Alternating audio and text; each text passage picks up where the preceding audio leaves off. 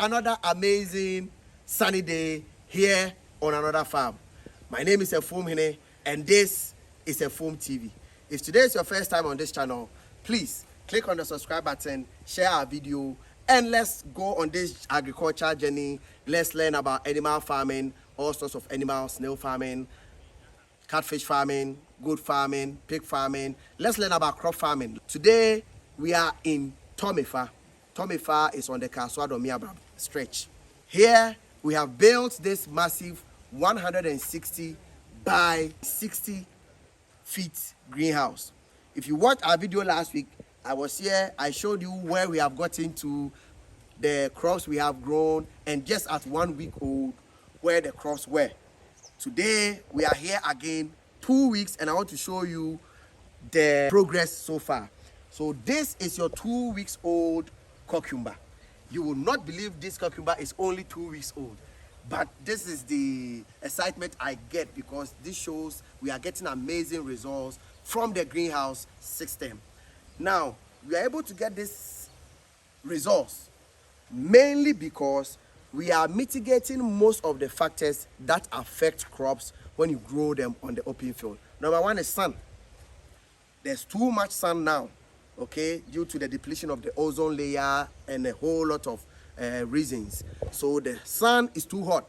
So if you grow in the open field, the scorching sun burns the crops and does not allow them to grow to their normal or very good size. So we have provided this shade net. The shade net reduces the rays of the sun, thereby allowing it to grow at a normal pace.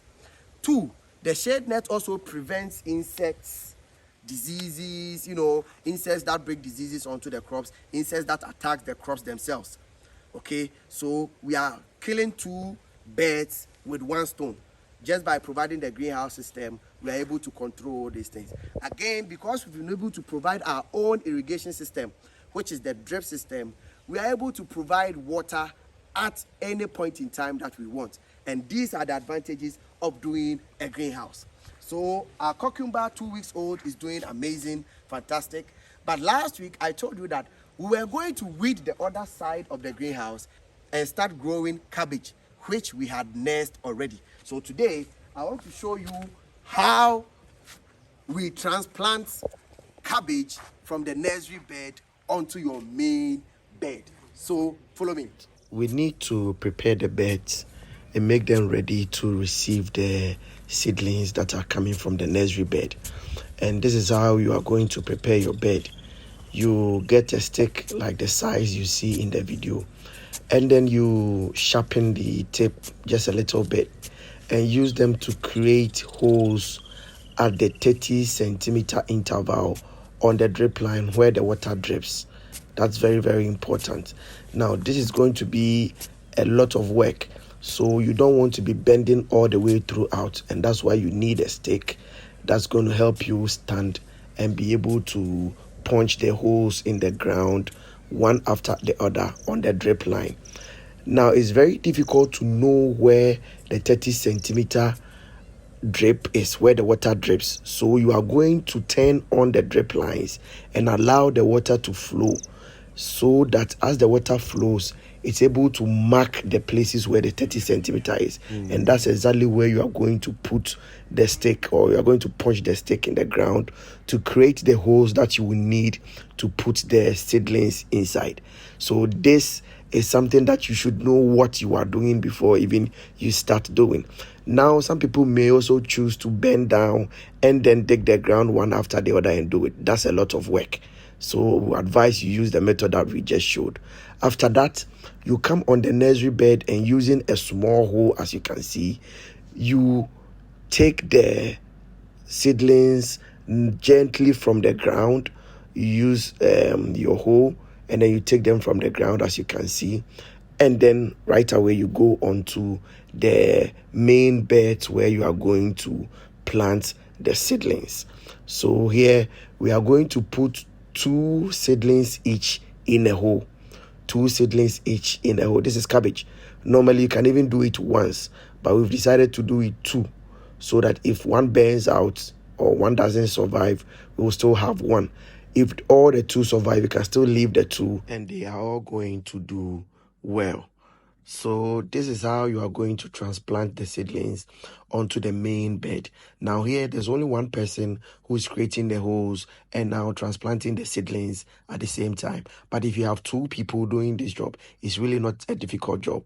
One person will be creating the holes and the other will be putting the seedlings in as they go. It makes for an easy job. So if you have two people, it's better. But here, we are only using one person to do the whole job. Also, you have to notice how we ensure that the whole of the roots and a bit of the stem are put in the hole, and then the soil is placed neatly around it, firmly too. This ensures that the seedlings stand up quickly and then begins to grow facing the sun. So when you are planting it, you have to also make sure you notice how you put it in the ground too. Also, beware of broken stems. Sometimes in the process of uprooting the seedlings from the nursery bed, you get some of the stems break or some of the roots not come out at all. When you notice any of such seedlings, you have to take them out and not transplant them, as they have a less percentage chance of growing. I told you that on this farm, we are doing purely organic farming. This means that we are not going to add any chemicals, any artificial inducement. We are just going to use organic means of growing the crops to get the best out of the crops. So here, we are not even going to apply chemicals to kill the weed. As you can see, we are weeding with and cutlass and a hoe. And this is the weed that has been cleared from the land. Now, this weed will not even go to waste. This is a good mulching material. So we are going to dry them up and put them on the beds to also help as mulching material. When they decay, they now form manure to also help the crops to grow. So nothing is going waste on this farm. So we have thought everything through. So again, because we are doing purely organic farming, we are not going to apply any fertilizer, any synthetic fertilizer or any synthetic pesticides.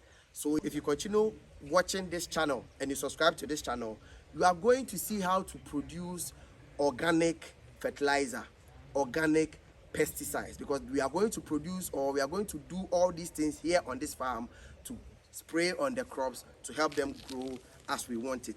When you do greenhouse like this, your main target honestly is not for the ordinary market woman or the ordinary buyer on the streets to come and buy. The truth is that organic system of farming is quite expensive, because like I said, everything has to be done manually. So we are weeding with cutlass. You have to employ more labor to do that.